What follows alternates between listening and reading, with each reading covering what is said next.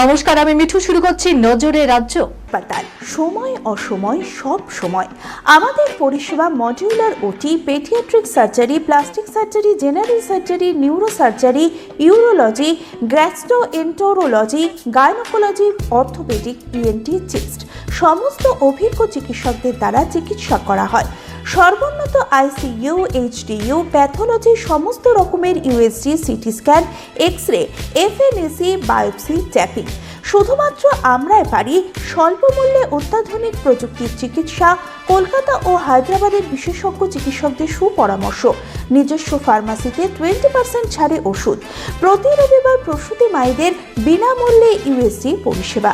ঠিকানা lake view হাসপাতাল, লালদিঘি মোহনা বাসস্ট্যান্ডের পিছনে, বহরমপুর, মুর্শিদাবাদ।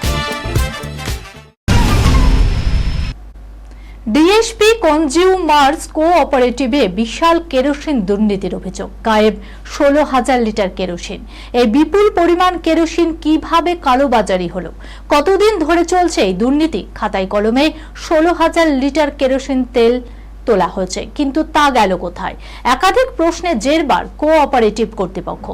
গরিব মানুষের জন্য বরাদ্দ কেরোসিন তেল এই কোঅপারেটিভের মাধ্যমেই দুর্গাপুর স্টিল টাউনশিপের 10টি ডিপো থেকে সরবরাহ করা হয়ে থাকে। অভিযোগ, কেরোসিন তেল বিভাগের ডিরেক্টর শঙ্কর সরকার কাউকে কিছু না জানিয়ে প্রথমে সদস্য সুনীল দাসকে দিয়ে 4,000 লিটার এবং পরে তিনি নিজে স্বাক্ষর করে আরও 12,000 লিটার কেরোসিন তেল খনি অঞ্চল উখড়ার নির্দিষ্ট ডিলারের কাছ থেকে তুলে নিয়ে আসেন। দোল হোলিতেও তীব্র গরম থেকে মুক্ত ছিল বাংলা। বেশ কয়েক জেলায় বৃষ্টির পূর্বাভাসও ছিল। রাজ্যে রবিবার থেকে মঙ্গলবার বৃষ্টির সম্ভাবনা রয়েছে। দক্ষিণবঙ্গে আপাতত শুষ্ক আবহাওয়া। সর্বনিম্ন তাপমাত্রা আগামী দুদিন সামান্য বাড়তে পারে। সর্বোচ্চ তাপমাত্রায় কোনো পরিবর্তন নেই আগামী শনিবার আবহাওয়ার বদলে। রবিবার থেকে বৃষ্টির সম্ভাবনা রয়েছে।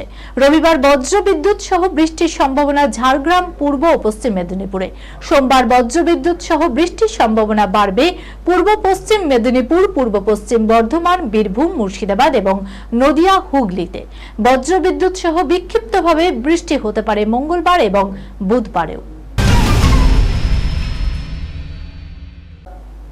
আদরে আবিরে মাখামাখি দেব রুক্মিণী। উত্তরবঙ্গের দোলের আগের দিন রঙে রঙে রঙিন হলেন এই তারকা জুটি। আসলে উত্তরবঙ্গে টানা 15 দিন শুটিং এ ব্যস্ত দেব। সেখানেই চলছিল বাইক অ্যাম্বুলেন্স দাদার শুটিং। এই ছবির সুবাদেই পদ্মশ্রী প্রাপ্ত করিমুল হকের জীবনী ফুটে উঠবে পর্দায়।